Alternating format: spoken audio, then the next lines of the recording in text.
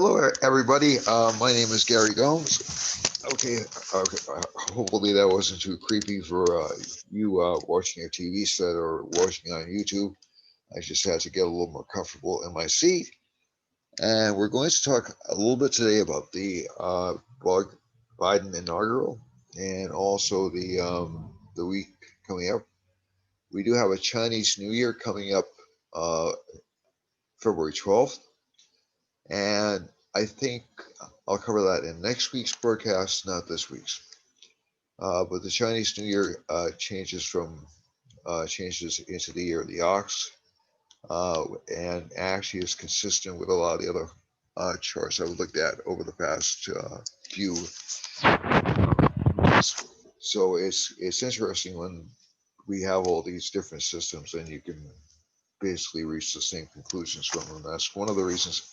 That's one of the things I actually love about astrology. You can have different um, systems and different techniques, and they all sort of lead to the same, you know, road or to the same path or the same conclusion.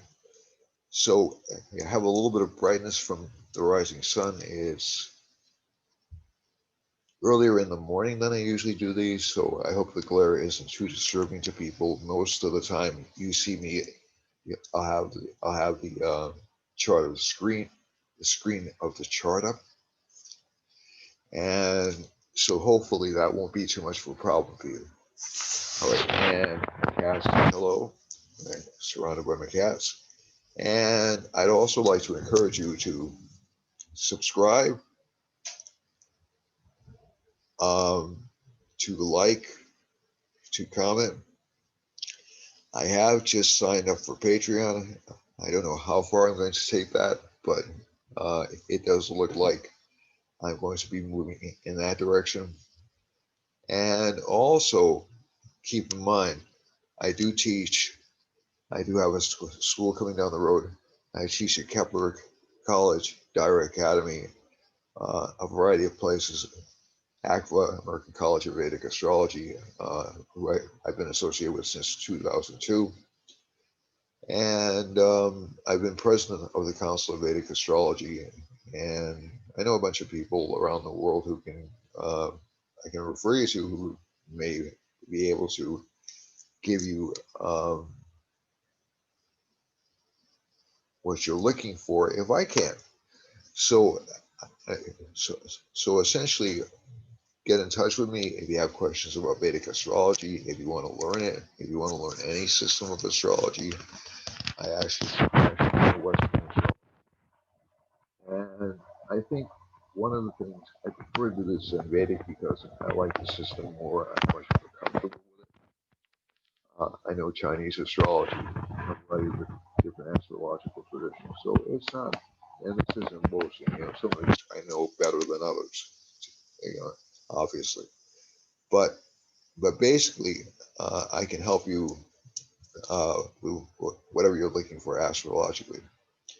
Um, Vedic astrology also has a tradition of prescribing mantras. I can do that for you, and prescribing remedies for chart afflictions. So I can do that for you as well. You can contact me at 508-525-0001 or at crystalexpectations@comcast.net. Okay, so enough of the advertisement. Let's get to work. But I am trying to grow the page, as many of you doubtless know. Uh, New equipment is coming. We've had a special side project which has kept us really busy over the past few months. So, and that'll be over pretty soon. So, and I'll apologize in advance. I may start this, have to stop it midway, and then come back and finish. But you won't lose anything. The major thing I want to look at today is the chart. First of all, I want to look at the chart for today. So essentially, the chart for today, this is January 24th, 2021. Uh, we haven't had any really major changes over the past week. We are expecting a major change in about one day, actually. So tomorrow, Mercury enters Aquarius in the Vedic system. So that'll be interesting. And essentially, what's happened over the few past 3 weeks or so is Mercury, which is connected with media and communications and just talk in general, has been in under the control of what I would call these really um, strong planets, slow moving, very cautious, very conservative planets. So, so essentially, Saturn is in its own sign is what's called a Sashi Yoga, SASA, in Vedic astrology. And Sashi Yoga just means essentially Saturn's really strong. So what does that mean in plain English? Well, if Saturn's really strong, it takes a lot of work to get simple things done or certain things through. Saturn is also known, to be honest with you, and this isn't deprecating the planet, it destroys what it looks at. And what I mean by that is essentially it tends to filter um, or try to shut down differences of opinion. So Saturn is a very hardworking planet.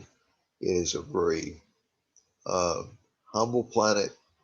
It's a very controlling planet. Okay, so whenever you see strong Saturns in a chart, be prepared for number one, a lot of hard work. Number two, a lot of fear of loss of control. Okay, so whenever you see a person has a really strong Saturn in their chart, they have a real fear of a loss of control. I can speak from personal experience about that, but which I won't share right now. And also, they also have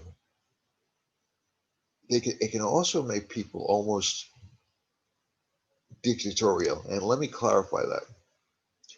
It doesn't mean a dictator in a conventional sense. So, although strong Saturns have shown up in the charts of actual dictators like Stalin and Adolf Hitler. Okay, so very extremely strong Saturns. However, Saturn also tends to say to people, "Listen, I've thought this through. This is the only way we can proceed." And Jupiter is weak. There's what's called a Nichabanga Raj Yoga because Jupiter's in Saturn sign, but that doesn't mean Jupiter becomes more optimistic or more happy. It just becomes a little bit, it makes the Saturn fear seem wise. It makes it seem, um, it makes the control seem necessary. Okay. And sometimes it is. I'm not going to pretend that everything should be free all the time or everything should be spread wide open and anyone can do what they want all the time. That's not true. Okay. Obviously, that's not true. But that Saturn Jupiter conjunction, if you can see it, let me just see what you can see it in the chart. And I'm going to keep on resharing because I've had this experience before. It's going to make the government a little bit, um, just basically like, can't let this happen. Can't let this happen again. So we had an inauguration which was held under what looked like a military occupation because of what happened January 6th. And I understand why it happened. I'm not saying they were unreasonable, but nothing happened on the day. Doesn't mean something still can't happen, but nothing happened on the day of the inauguration. There was an attack on DNC headquarters. Nobody knows by who yet, but it didn't happen on the day of the inauguration. So, moving away from the United States, it'll also make other governments more um, clamp down more. And this, and we're seeing a lot of clamping down, obviously, in social media. Some of it I agree with, some of it I don't agree with. It's I think it kind of depends on where you lie.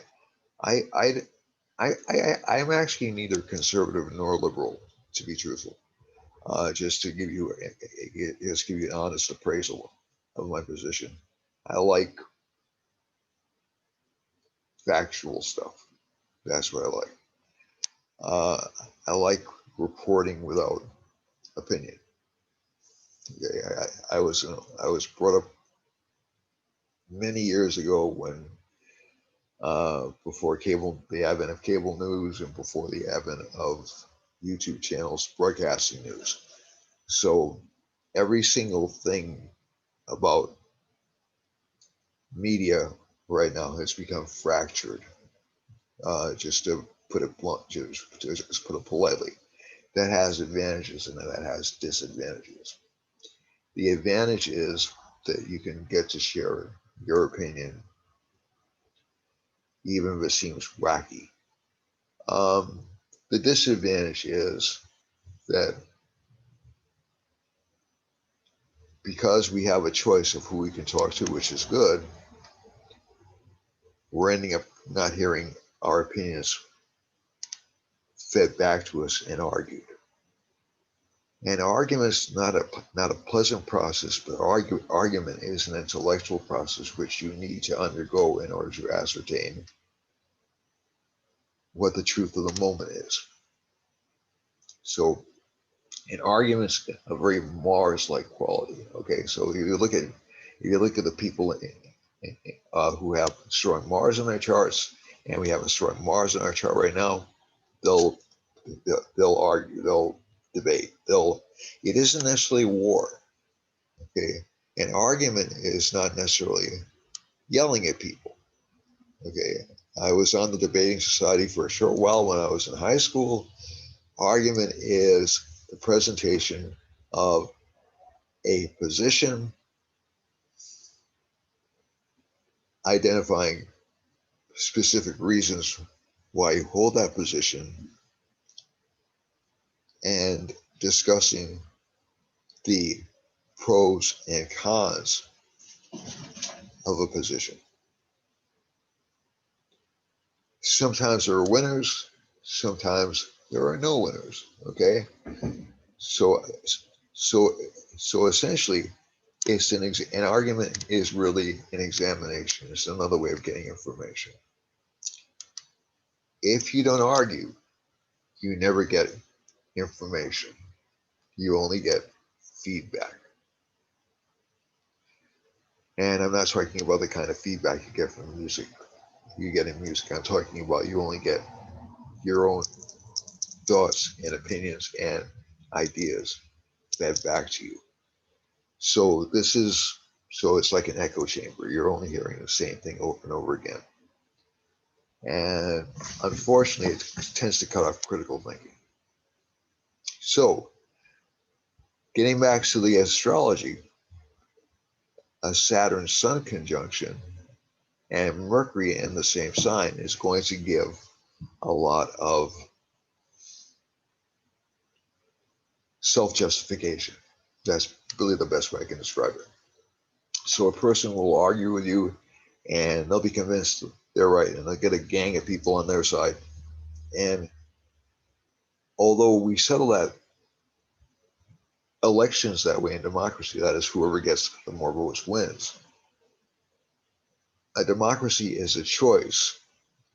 Democracy is a choice. It's not an absolute answer. You're given alternative pathways, and you can choose whichever alternative pathway appeals to you, or whichever alternative appeals to you. But, and again, this is true on both sides on all sides of the political fences right now.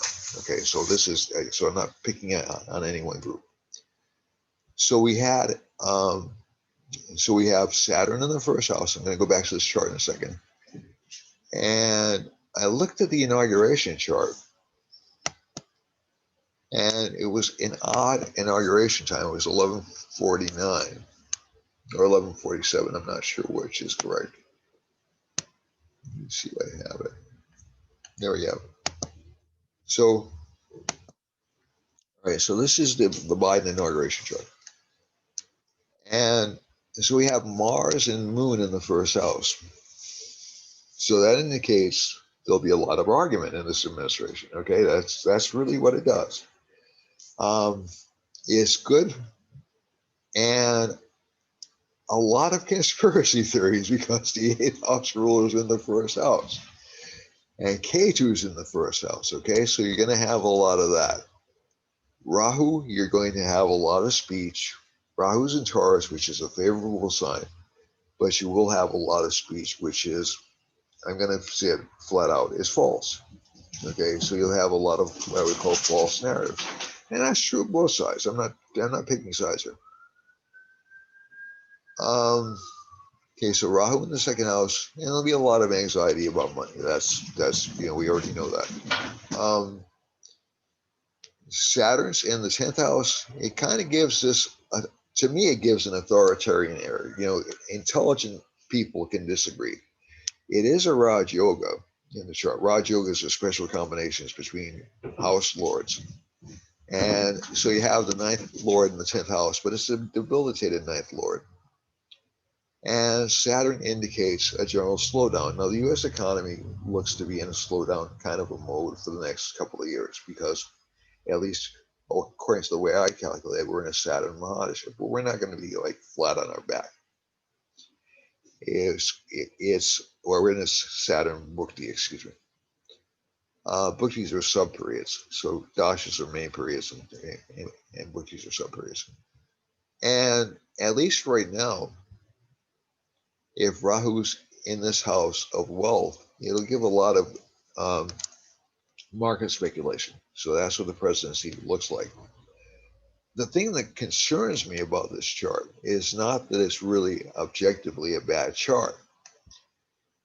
It looks lucky for financial growth, which is great. But it looks like a lot, I would say overly sensitive. We're going to be overly sensitive to our partners, or because Venus rules the 7th house of partnerships. It's placed in the 9th house in Sagittarius, which is, I won't say as classically, but a fellow named James Braha made the observation that people with this sign placement tend to be very sensitive. And the United States is going to be very sensitive, and our partners are going to be very sensitive, and we're going to be like working on tender hooks to please each other. Mercury in the 10th house doesn't look, to be honest with you, to me doesn't look good for media freedom. Yeah, I'm just being flat out honest with you. And that Saturn, even though we have that debilitated Jupiter as Lord of the 9th house and the 10th house, it'll slow things down a lot. It'll be like a big dose of an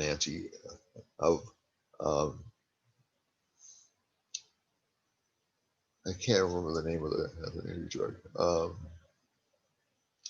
It's like slow down. We're not gonna do anything quick. Now, all these things I'm telling you, I hope I'm very wrong about.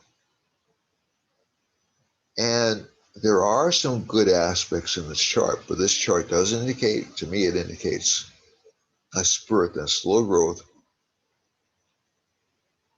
media working for the government, not as an impartial observer, and not too wise advice because Jupiter's debilitated. Now, it will be wise if we're looking at Saturn being in the 10th house, but it'll be kind of, at least for the first couple of years, kind of strict.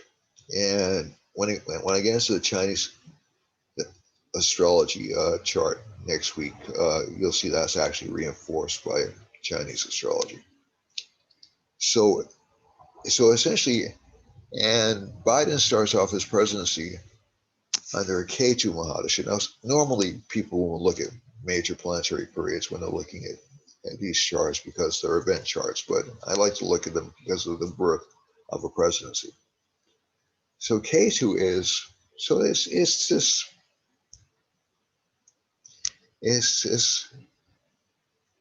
fear of the unknown. This kind of like fear of the unknown. There is a certain air of illegitimacy which governs the chart, you know, and that's not necessarily. I'm just describing it because we have, if we have polls out indicating that, you know, like about 33% of the people on the field, the election um, uh, was fair. Whether or not they're right or wrong, that presents a problem. And it's also it also looks like there's going to be a lot of spying going on. So if I'm looking at this chart, the way I would interpret the chart for a person, the beginning isn't good. If I'm being quite honest with you, it will get better. I would say around May, because we're entering a Rahu subperiod, and that'll at least give some expansion, and should get marginally better around June. But again, I think some bad decisions will be made. So this chart isn't, like I said, inherently it's not a bad chart. The combinations are good. So the second house, the Lord is in the ninth house. That's good for money. The ninth and 10th house lords are together. That's a yoga for a combination for power. So that's good. Mars and the first house lord and the fourth house lord are in the first house together. That's good too. But again, like I said, it looks to me like it'll be kind of a moody, kind of aggressor presidency, at least at the get-go, and at least from the chart. But again, maybe financial security better. Um, illness, K2 rules illness, so K2 is going to be the first thing they're going to be fighting against. Some frustration up until June, although I think, to be honest with you, if I'm looking at the charts I normally look at for disease, I think the disease will be largely under control by after um, at least by the second quarter of the year. Doesn't mean it won't still be spreading, but I think it'll be largely under control, and the economy will start to look better. Okay, so those are good things. The thing that I'm a little bit worried about, but like I said, is Mars in the first house can give um, interest in getting involved in wars, um, and debilitated Jupiter. There is a return to what I would call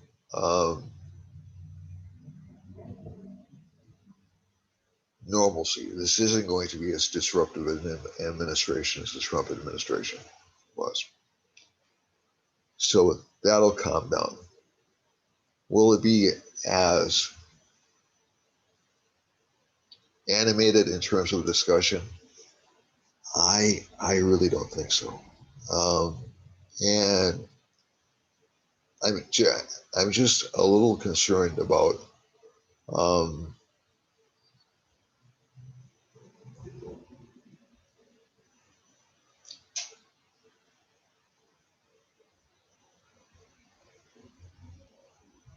not only self-censorship but also active censorship. Okay, so all right, so I've said it. I guess I can't take it back, and hopefully I'm wrong. You know, the combination of the third and sixth Lord with the 12th Lord, that's Mercury and Jupiter in the 10th house, is not a good combination. Although the ninth Lord prevails. The ninth lord always prevails. So Jupiter's going to act more like the ninth lord than the. But like I said, it's debilitated. That kind of worries me. All right, so let's go back to the. So like I said, not a bad chart. Not as openly competitive or aggressive as the Trump administration. But again, like I said, I think more people are going to feel kind of tied in by this administration. Maybe they want that right now after all the uproar over the past year. Maybe they're going to want that sense of security. So there tend to be periods of unrest and followed by periods of control. I remember the late 60s going from Johnson into Nixon. And this actually kind of reminds me of it, to be honest. And I know people out there are going to be saying, you can't compare Biden to Nixon. Well, it's I'm talking about the environment. I'm not talking about the person. Okay, so there's a difference. So I'm not comparing Joe Biden to Richard Nixon. Okay, so all right, so let's get back to the chart for today. And we'll see how much. So I'm going to pause right there. And with any luck, and I'll be back shortly. And hopefully you won't notice anything's happened.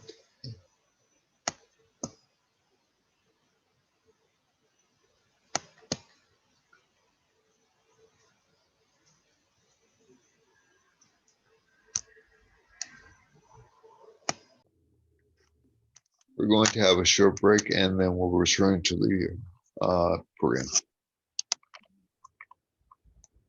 Hopefully they can segue these two segments together.